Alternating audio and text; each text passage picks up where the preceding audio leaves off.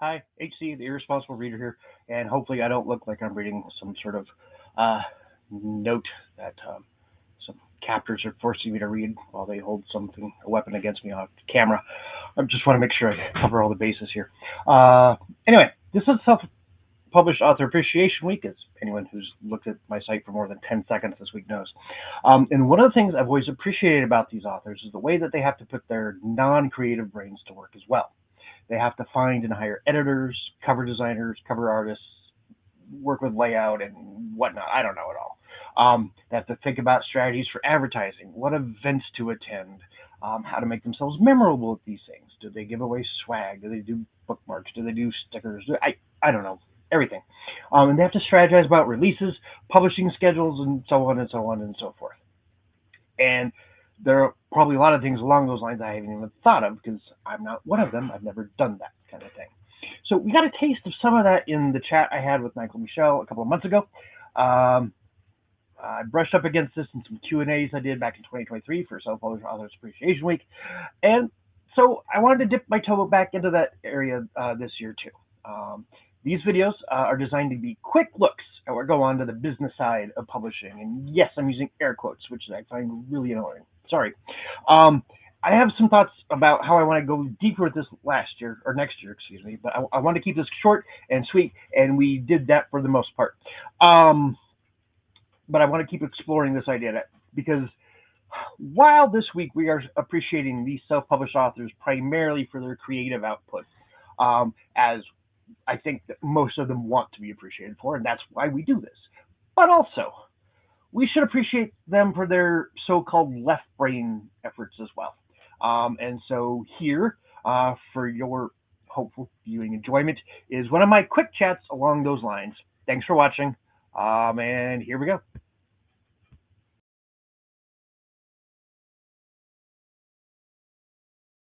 There we go. Hi, folks. HC. I will let my esteemed guest introduce himself, and I'll just say I spent a lot of time today and failed on coming up with a way to shoot myself so that my beard looked half as nice as his. It just didn't work. Anyway, Tom, tell the people about yourself, your writing, your podcast, and maybe even Corsair. Hey, sure. Yeah, my name is Tom. I have a beard. I'm Tom Bookbeard. I write. I do a lot of TTRPGs, playing, reading about, and yeah, I have a podcast. The podcast is called The Four Beardsmen of the Bookpocalypse. Literally just finished an episode and run over here with HC to talk to you guys. It's me and three other authors. We talk to other sci-fi fantasy authors about all things sci-fi and fantasy. Find us on YouTube, Four Beardsmen of the Bookpocalypse. And we also do RPGs as well, which is great fun. Sure, yeah. I'm also part of the author collective called the Secret Scribes. There's only about 12, 13 of us. One of us did just leave fairly recently. But yeah, lovely bunch of people. We have an anthology coming out. I believe it's going to be due out in September. It's called Locks and Keys. That's going to be my first ever published work, which is very exciting. Yeah, very. And if all that's not enough, I review books on fanfireaddict.com, which I think is sort of how we met online. Probably, yeah. Yeah. Yeah, or some of the Secret Scribes have interacted with me and have contributed to this series in the past, so that could be it too. I think so. When you have like two magnificent bearded people in the book community, there's some sort of like magnetic attraction going on. And exactly. Yes, we had to be on camera together at some stage. Certainly. Okay, so, and your first novel comes out hopefully the end of this year? Hopefully, yes. And my first novel you mentioned is The Corsair. It's a sky pirate fantasy. You think Treasure Island, but Jim Hawkins becomes a pirate instead, and the ships can fly. Sure, why not? But yeah, it's most of the way done. I'm still doing some final edits. Once I've done that, it's going to go to my proofreader, and then I'm hoping it's going to be late autumn, winter this year. Mm-hmm. Hopefully, Okay. fingers crossed. Fingers crossed, indeed. So, obviously, for viewers, uh, this is unlike the rest of the series. Um, Tom doesn't have a lot of hard numbers. He doesn't have a lot of experience. It's just what he guesses, what he hopes um, about the whole business side. But he has some background, and he's watched a lot of other people. So hopefully, So anyway, this is kind of a before, and the rest of the week will be the after. Yes. So okay, um, how much? So I'm assuming you have a day job. Mm-hmm. So like, how many hours a week are you spending at that? My day job, it's your regular 9 to 5, really. 9 till 6, Monday to Mm-hmm. Thursday. Finish early on a Friday, 2:30. But it's sales. It's nothing book related. I used to Right. work Yeah. in publishing. Like Mm-hmm. I've been doing this for the past 3-4 years. Before that was 7 years doing like non-fiction memoir stuff. So that was project management, sales, Mm-hmm. a bit of writing as well. So that's kind of where I cut my teeth. Sure. Um, so yeah, I'm kind of familiar with that side of publishing anyway. So Yeah. yeah, I'm kind of not going into self-publishing completely cold. And obviously, there's so many Yeah. different like indie authors out there who've done it. I do a lot with the secret scribes who have all published books. I'm the last Mm-hmm. one. That's my secret shame. Yeah, I'm very familiar with like the ins and outs, like what sort of money you should expect to invest in it. Mm-hmm. You know, how much sort of figures wise you're looking at. So yeah, it's been a ride. I bet. So, how much of time a week um, do you get for the whole writing, editing part of your life? Not enough. No. Nowhere near enough. I think every single author would tell you that. Yeah, I've got a soon-to-be 4-year-old daughter as well. So Right. obviously, like day job, being a parent takes up a Mm-hmm. lot of my time. So it's kind of hard to find time for reading, time for writing. But generally, I'm an early riser, so I'll be up at 5 o'clock every day, and basically I have until my daughter wakes up, which, if I'm lucky from a writing standpoint, is 7 o'clock. Mm-hmm. If I'm unlucky, she wakes up with me, and I don't get Right. any writing done at all. I think I average out about an hour a day. Mm-hmm. I'd say when it comes to, like, end of the day, I'm shattered. I've cooked Sure. dinner, put the kid to bed. There's little to no writing done. That's when I'll probably catch up on my Kindle and do my reading for the review side of things. Right. Yeah. Okay. So an hour ish a day. Wow. Um, uh, and is that kind of what you expect going forward, or are you hoping, like maybe as she gets a little bit older, you'll get a little bit more time, or is it Yeah. your fear that she'll need less sleep? Uh, Yeah, that would be good. I think longer term, now we've just moved house as well, so obviously a lot of energy went into that, a lot of budget went into that. sure. So now that we're moved, we're settling in. I imagine I'm going to find more time where I can say, "Hey, Mrs. Bookbeard, can you give Hmm. me 2 hours at the weekend?" Yeah. I really plunge back, because it's not just the Corsair I'm writing. Hmm. That's as far as I'm concerned. That's done. That's nearly ready. Like, I don't need Yeah. to worry about that. At this point, it's just getting it polished, getting it ready. I'm working on the sequel, The Cartographer's Daughter. I'm working on a completely different project called The Frontiers of Evil, which is a deck building weird western lit RPG, which is very fun. Now that's the one I want to try and go trad pub for, at least initially, just to Hmm. say like I've given it a go. Sure. Whereas the Corsair and any sequels I work on for that are always going to be indie, just because that's my baby. And Yeah. that's my little sky pirate fantasy I do, and I love it. I wouldn't want to give creative control to anyone else. Sure. That's my thing. So yeah, I'd imagine I'll find a bit more time, like now that we've got all those major life events out of the way. Right. Yeah, because you can always plan on major life events. You can know that you're done with those now. Yeah, they always come around just to kick you up the arse. Yeah. So, so obviously you're not doing a whole lot of promotion yet because there's nothing to promote. But so, how much time are you, based on what you've seen and stuff like that, are you expecting that you're going to have to cut into your writing time to do that kind of stuff? Yeah, I'd imagine so. Or perhaps there'll be more time. I'm trying to read less and review less so I can focus more on writing projects. Now, Sure. not only do I have the anthology coming out with Secret Scribes, there is a Fanfi Addict anthology coming out, Oh, which is semi-secret at this stage. Not a very yeah, well just the kept sort of secret. semi. Yeah, I hope I haven't blown the lid off it, but yeah, that's an exclusive for you. My ones of viewers are going to get the word out. That's fine. They can pre-order it. Okay, there we go. But yeah, we've got some plans for the Secret Scribes anthology. So Locks and Keys, we've done the ARC signups already. So that is out there. Just Google the Secret Scribes. That should pop up. It's on our site.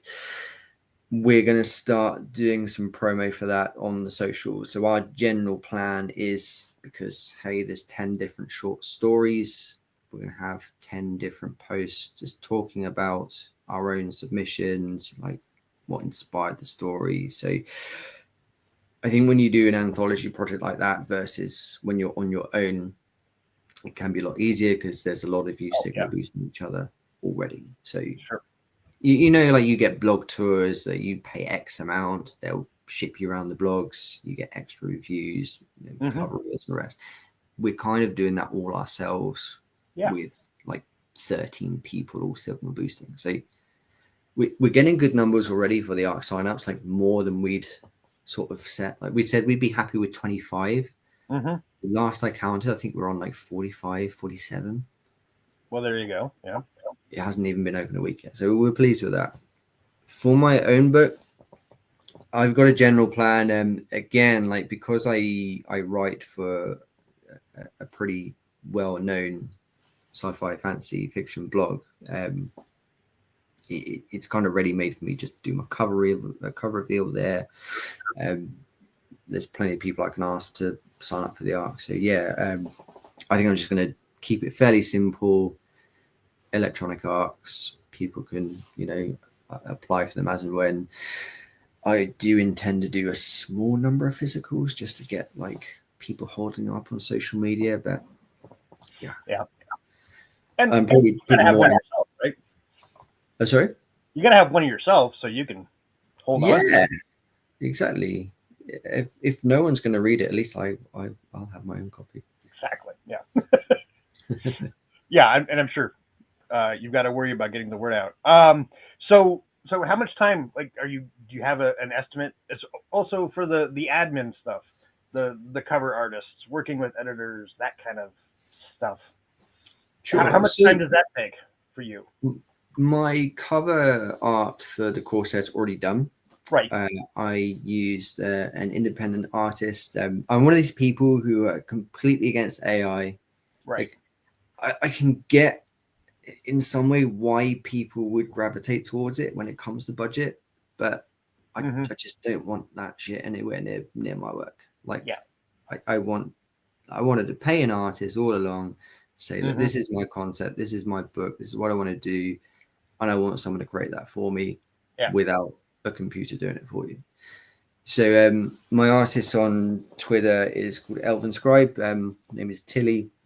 She's like digital painting. I first found her because she did some art for, His Ragged Company by Rance Denton, like the Weird Western. Yeah. She did some like fan art of that. And I was like, oh, that would work quite well for my concept, which is basically sky pirate ship flying towards a distant mountain city in daylight with a nice sky. So yeah, I think when you're researching your artist, you obviously need to have in mind like what your budget is, like what you're prepared to go to. Right. You can go for Felix Ortiz's who are going to charge you, we were talking thousands. Yes, you're going to get a very amazing cover. Like obviously Adrian Gibson, Felix Ortiz did Mushroom Blues, and that cover is stunning. It is. Bookpedia are going to do like the sequels, but Adrian set out all along, like, I know exactly how much he's going to charge. I know what I want to spend on the book, very clear on it. And yeah, that's completely fine. Whereas for me, I don't have that budget that I want to pay for the cover. Mm-hmm. So yeah, that's partly why I wanted to get an artist who was looking to do more cover design. Right. So my advice from my own experience is, yeah, like, choose an artist you love. Like, you can find Mm-hmm. anyone on social media and just talk to them. Like, say, this is my concept. Can you do it? Right. Yeah. What would your price be? And I mean, like, sort of paper napkin maths. I think I'm paying around 300 for my cover. Mm-hmm. I'd imagine that's going to go up because obviously Tilly's doing more commission work now. So when I come to ask to do the sequel, I'm expecting to pay more, and that's Sure. completely fine. But yeah, I think like the other main one is Miblart. You know, that one where they use stock photos, manipulate those. I think they're around 250, 350 per cover. Mm-hmm. I think that's a pretty sensible margin to fall in when you're releasing your first indie book. Right. Yeah. Time wise, Yeah. didn't take long at all. Oh, As really? long as you're clear with what you want, like, Mm-hmm. do your own sketch, bring that to Yeah. your artist. Like getting a tattoo, you know. I know what I want, but you're the artist, so Sure. this is my vision. So like the time it takes just to send a few messages back and forth, you can literally do it on a coffee break at work or a lunch break. But yeah, Oh, that's nice. Yeah. I mean, and you had Tilly in mind from the get go, or just yeah. saw, and so you weren't like talking to a whole bunch of different artists. You went straight and said, "This is what Can you do this? Are you interested?" Yeah, no, like the book has a bit of a convoluted past. Like I wrote it years and years and years ago. Like when I was how old was I? 22.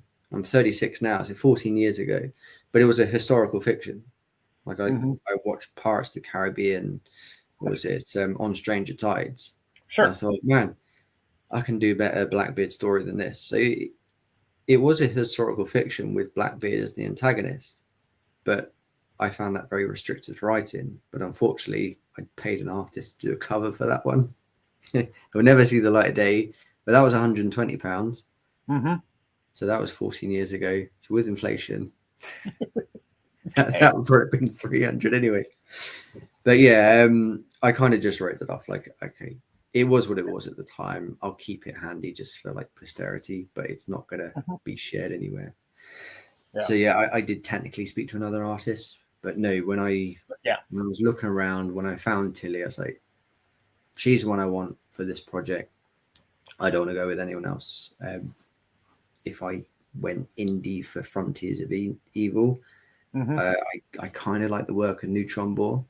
Like, I think he's done the latest Tory Tekken book. Okay. But yeah, he's done quite a few. Like, they're sort of lit RPG covers, Mm-hmm. really busy, really action orientated, and they look awesome. So I'm like, yeah, Okay. that would suit. So yeah, to answer your question more plainly, I do make sure I'm dead set 100% on which artists I want before I'll approach someone. I won't just Mm-hmm. do a scattergun. I don't think that's fully fair on the artist. Sure. But that probably makes it more efficient. Yeah. You haven't even finished writing, the weird western. You have someone in mind. Oh yeah. So, yeah, that's got to make that life easier. I think All that right. the same with the editor as Mm-hmm. well. Yeah. I'm assuming that's probably your next question because money's just Yeah. Yeah. Art and art and editing and stuff like that. Well, I kind of switched. Yeah, that kind of goes both time and money. So, like, yeah. did you have an editor in mind, or is it someone Yes. that secret scribed or something like that said go with them? Not in the Secret Scribes. Technically, I could have paid nothing at all for editing because my wife is an editor Oh. at the Mhm. publishing company I used to work for. But she doesn't read in the genre, and she completely understands like my thinking. Like I want someone who's familiar with sci-fi, with fantasy, when Right. that's the genre I'm writing in. So there was a company called Escapist Book Tours. Yeah. Run by. Yeah, I know they were lovely. It was Tori and Justin, so I hired them to do my editing. I knew Tori through Fanfire Edits. I knew she was an editor. I was really happy with the work she did. I think editing for me was like between 650 to 900. I can't quite remember exactly because it was a little while ago. But I thought that was very fair. But she did quite a. It wasn't like a fully comprehensive edit. It was just going through, making sure the story made sense. There's no inconsistencies. Check spelling, grammar was consistent. It didn't need a full like development edit because the way I write, I'll write my first draft and then edit it straight away. So my first draft is almost my last, if that makes sense. Yeah.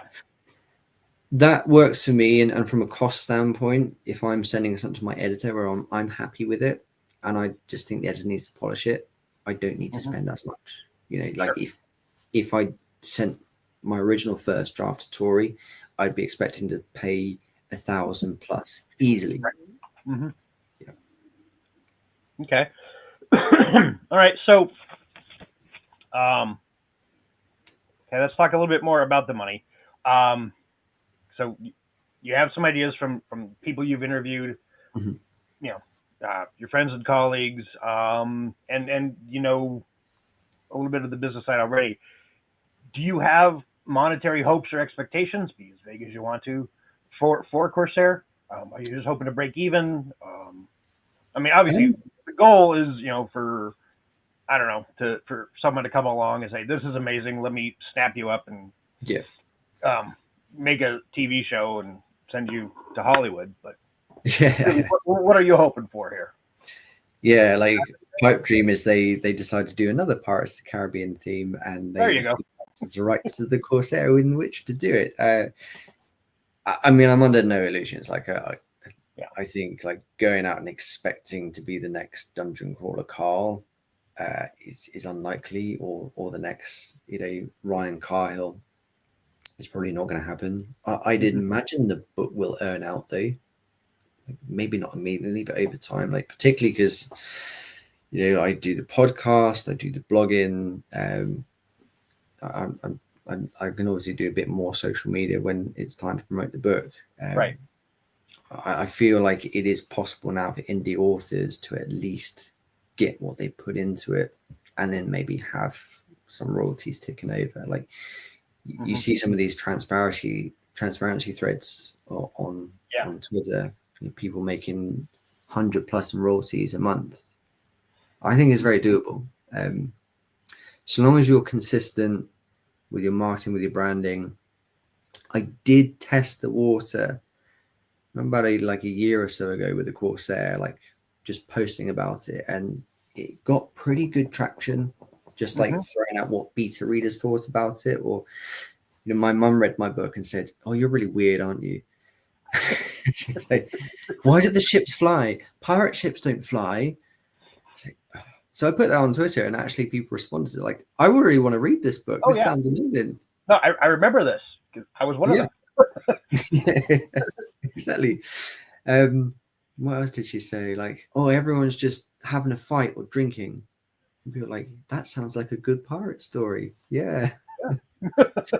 Even with Frontiers of Evil, like I was posting about that as well. I think one of those sort of, it wasn't a pitch event, but it's like,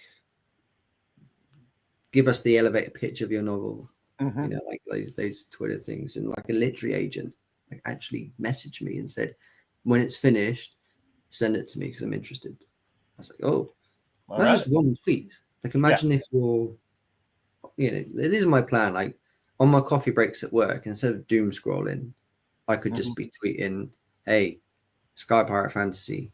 There you go. Right. I think that's kind of the way to do it when you're working full time and sure you want to pitch your book. So that's my sort of my general plan. So yeah, I don't know how well it would do, but I'm definitely expecting it's gonna at least earn out, and we'll go from there. Okay. All righty. Um, so what what motivated you to do this in the first place, and what's it going to take for you to keep pressing on, or is that a conversation for book four? Like you've got you've got Corsair, you got the sequel, you got the Weird West. Is that like a reflection for later, or I do you know mean, what it's going to take? yeah, technically, I'm already writing book four. I mean, I've got the two anthologies. Oh, that's Well, true. I'm Yeah, I got counting those those too. as a book. I know I've only written like a short story in Mm-hmm. each, but and my name's on it. That counts. Yep, that's enough. Um, so those two are going to come out. I've got the Corsair is going to come out as well. And it's really just these are my stories, and Mm-hmm. I've always written. I've done it ever since I was little, before I could grow a beard. Mm-hmm. When I was Tom Book clean shaven, but it's just getting that story out there, and it's kind of like this. This is the way I interpret pirates, and I think it's cool, and I hope that you think it's cool as well. And if it is, let me know. Um, and that's when I've sent it out to the beta readers, and I've received comments like, "This is really enjoyable," and I love this character, and they send you theories as what's going to happen next. It's like I get why people do this and write so many books. Mm-hmm. Like there is that kind of little hit of dopamine when someone reads a story written and they get invested, and they ask you questions about it, or to say, "Hey, this scene was really cool. I like this," or "This fight was Sure. amazing," or Mm-hmm. um, "I really hope this character dies at some point." Do you know what I mean? Uh-huh. So I think from the individual books like the Corsair and Frontiers of Evil, it's just to see what people make of it. And even like bad feedback is more than welcome. Like, hey, if you're talking about my book, I've obviously done something right or wrong, Sure. but Yeah. it's still made an impression, and Mm-hmm. it might mean someone else wants to see why it sucks or Right. why it's a good pirate story. Whereas the anthology stuff, we're already talking about a second Secret Scribes anthology, and I think what keeps me going on that is these people, my friends, like we're all authors. Most of us are parents. Some of us hopefully soon will be parents.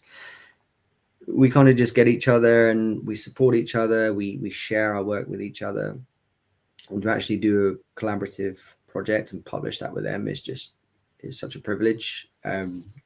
So yeah, I think what keeps me going doing those is it's something I'm really proud of. I want to shout about it. I want the book to do well. I want people to read it because I'm hoping people read an anthology with our names in it and think Tom Bookbeard's written a book about pirates. I'll go with that. Dave Lawson's written the Pawns of Havoc. Let's go check that out. R.A. Mm-hmm. Sandpiper's and the Pocket Villa. There are so many authors. Alex Scheuerman, who's like the brains behind the whole anthology, is basically our project manager.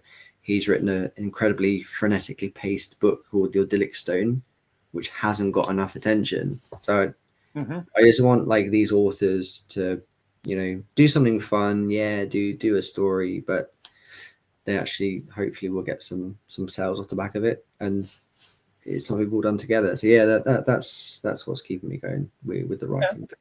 All right. And I didn't initially plan on asking this question, but it Mm. came up in a couple of conversations. So, um, what about Mrs. Bookbeard?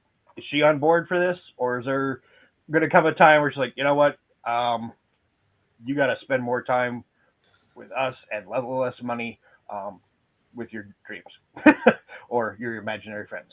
Yeah, well, she hasn't yet Sure. had Obviously not yet. yeah, she hasn't yet had a problem. She's it's not like she's left me alone with it. Like she's been around for snippets. Like I'll say, hey, what do you Mhm. think about this scene? Can I read you this sentence? Does it make sense? Because at the end of the day, she's an editor. I'm gonna pick her brains. I'm not Yeah. an idiot. So I'm like, does this make sense? She'll be like, Mhm. no, no, it doesn't. What are you trying to say? Yeah. In terms of like long term plans, like she's on board with it. My mother in law is like proper invested though. She's like, "Ah, yes, you know." She's a Polish lady, and she's like, "We can translate into Polish, and you can sell it in Poland. You have a whole other audience." Like, yeah, okay, Viola. Sure. Yeah. I'm not going to say no to anything. Like, these are all ideas. So yeah. No, Mrs. Bookbeard is very supportive. I don't ever see her saying like, "You're spending too much money on this," unless I was going absolutely crazy. Like if I was massively in the red and Mhm. continued to spend it, then she'd be like, "We've got a kid, we've got a Yeah. mortgage. Can you stop?" Right. But at that point, hopefully someone would come in and tell you to. Yeah, hopefully more than just Mrs. Bookbeard will come in and be Right. like, Yeah. "Tom, put the Hmm. corsair down, Yeah. do something else." You talking about your mother-in-law reminded me. Uh, Joe Byrne, who will be on tomorrow's um, Nice. recording, although it was the first one I did. Um, he talked about his in-laws getting on board and how unexpectedly cool that was. So there we go. Again, yay for the in-laws. Yeah.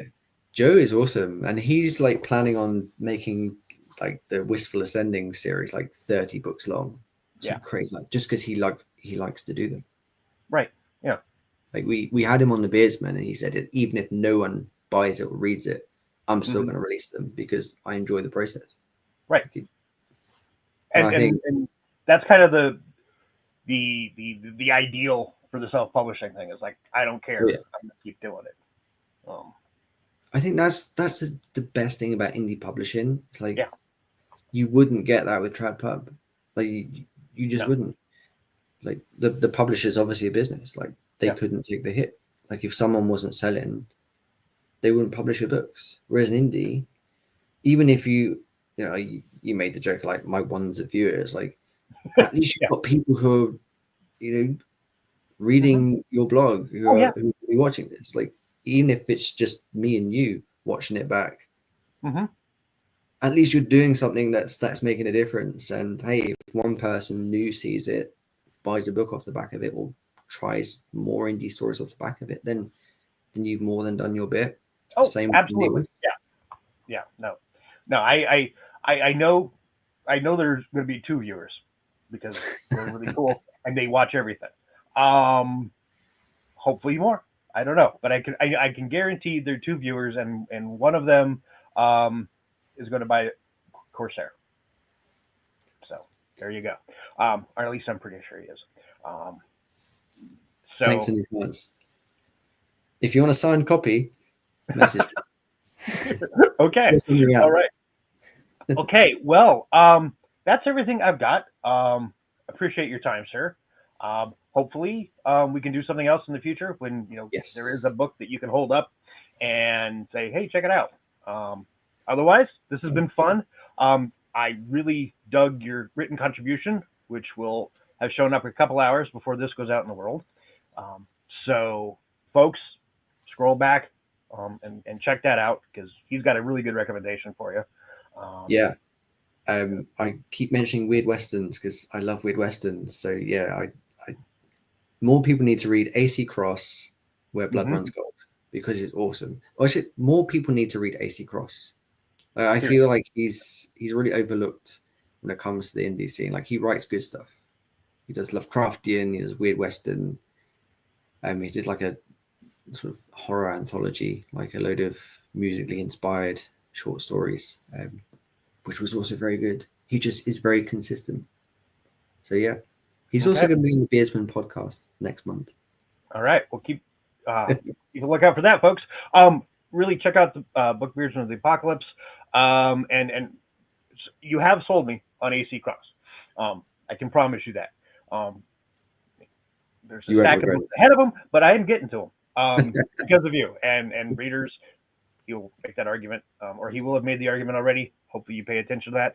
Thanks a lot, Tom. I'm going to hit end on this. Thanks, everyone.